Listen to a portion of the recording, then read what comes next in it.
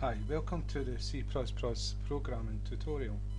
Now that we've covered operators, logical operators and condition operators, and we've covered the if statement and a while that we've not done a for it yet, but we're going to continue all these later.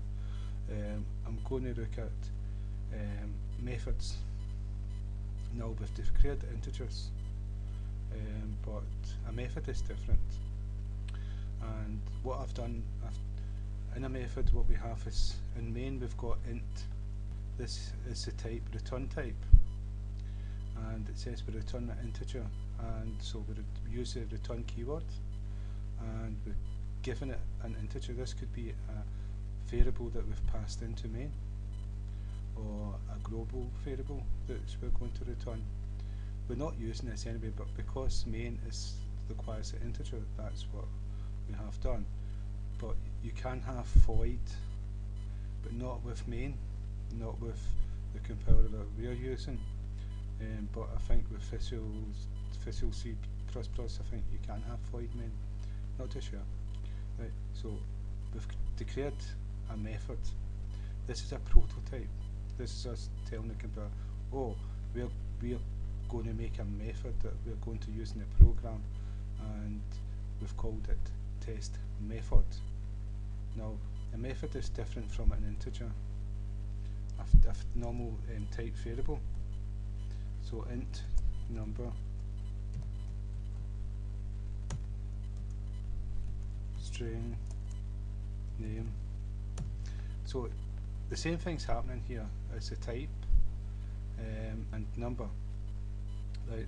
But what we start off with a method is the return type, not the type of data which holds this variable holds, like integer and string. This is a return type.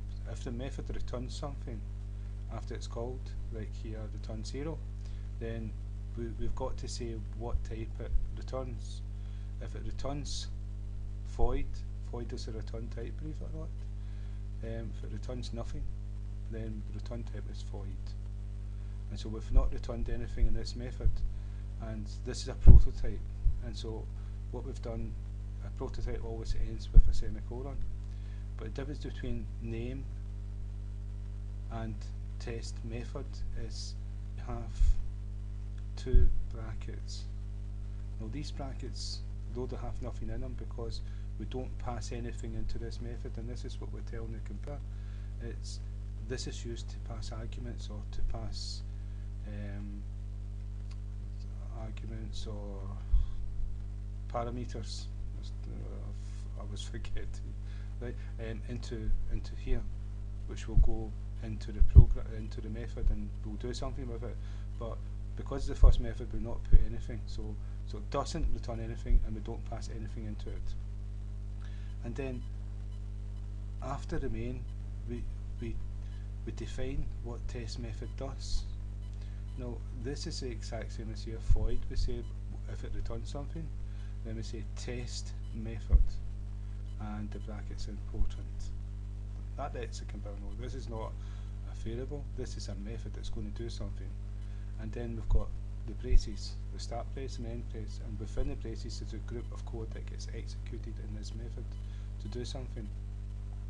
We don't return anything, so there's no return statement. If this was integer string or something, then we would have to put return and return whatever return type was. And so all we're doing is just printing out to screen hello man. So that's us defined the method. And this is object-oriented program C++. But what you got to remember is it comes from C, which was procedural language or sequential language. I'm not too sure, but it was before object-oriented programming. And programs like C and Pascal, you defined outside the main, you defined methods, and then you called the methods, and you had prototypes and things like that. And this is where this is coming from. It's like a blast from the past.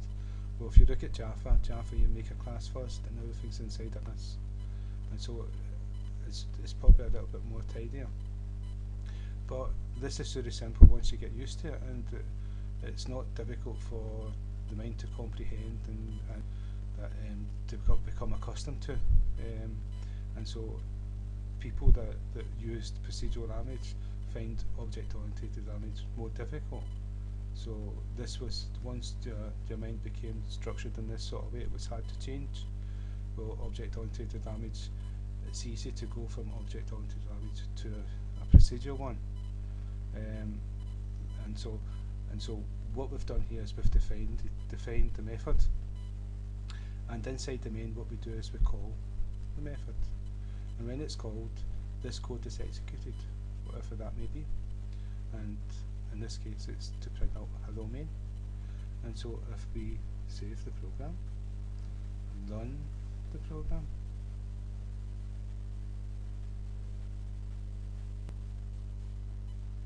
and what you'll see here is printed out hello man, and I'll prove it. I'll change the text.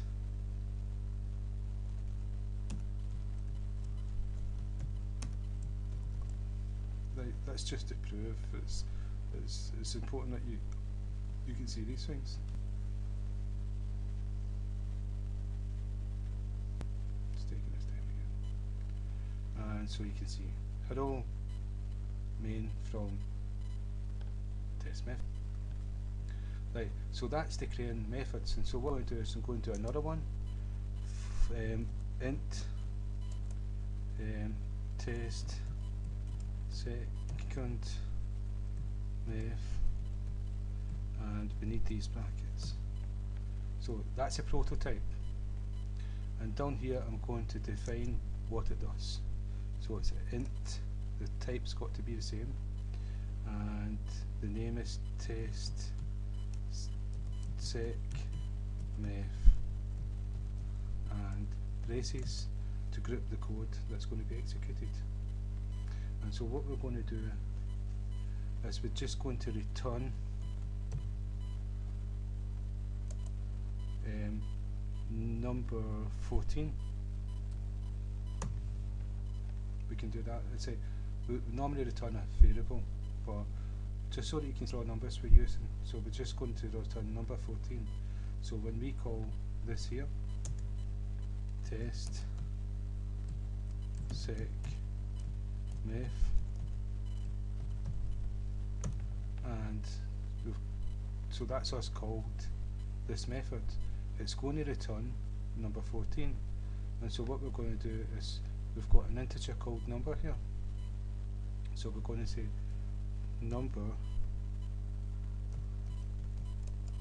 equals whatever is returned from this method. Whatever this returns, number's going to become equal to it, this integer. And what we're going to do is cout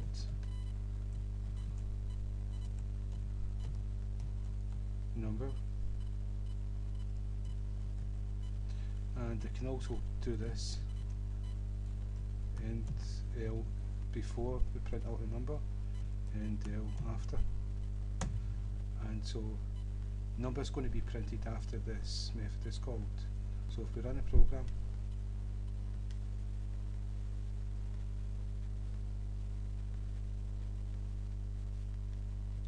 and what you're going to see here, that's the first method, and then we put a new line after that, and then we printed out number 14. That number 14 came from here, we returned 14, so we'll do that 240, and so this is going to return 240, and so what we've done is we've called test method, that prints out this string here, then we've called this method which returns 214, so number becomes 214 because we said number equals this method, and then we print out number. So if I run the program again, you'll see it's 214 instead of 14.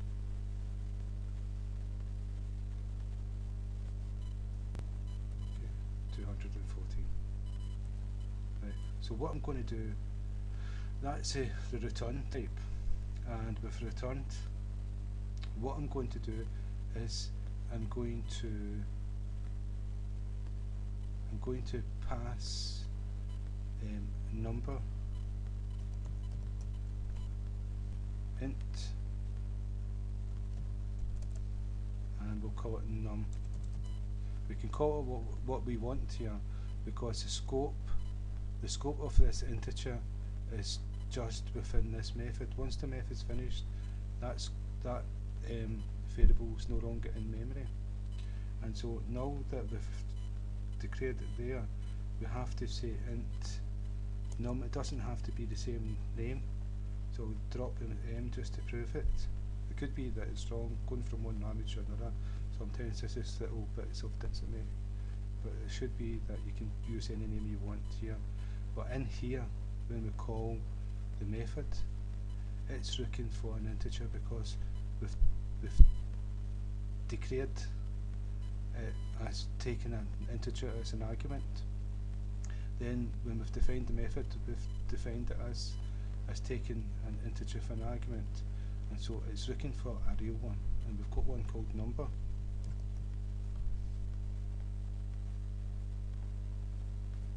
Right, number, and we're passing number, but number does not have a value yet. So what we're going to do is number equals 55. So number equals 55. We pass number in here. 55 is coming in here. Whoops, we put this into the wrong one. It's this one here. Int new. So number's coming into here, and so what we'll do is return number, return new, return the same name as here, because this is, we've declared this is being put into memory, and we can use it to return. All we're going to do is just return what's passed in, and so 55 is passed in, and number is what's passed in, so 55 is here. That's got to be the same name as what we're passing in, and so if we run the program,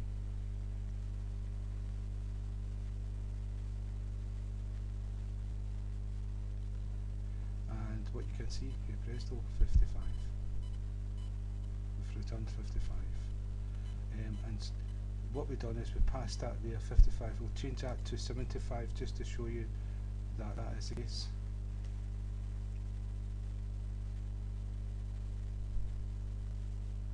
And there you go, 75. So that's proved that what if we change that to and we pass this number into here, it's going to get put into this method, and we can do mathematics with it. So what we can do is we can say num new equals new plus 5, which will make it 80. And so if we run the program now,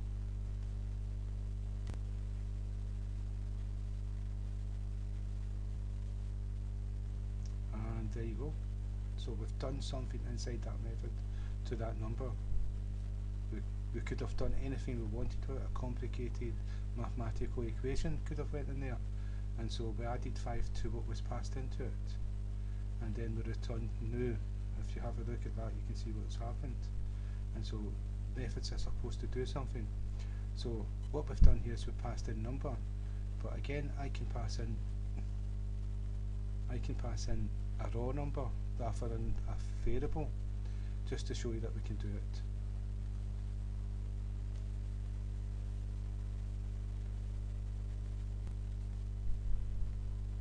And hey presto, passed in 100 and it's added 5 to it. That's just to show you that what we're doing. And so we can pass something in without returning it. So that could have been void, and we could have took an argument and done something with the argument, which would change the variable that we passed in. And we will go into get and set methods, so we're going to go back to this. But this could be a string, and this could be a string, so you can pass, this could be an object, and this could be an object, so you can pass many different things into it.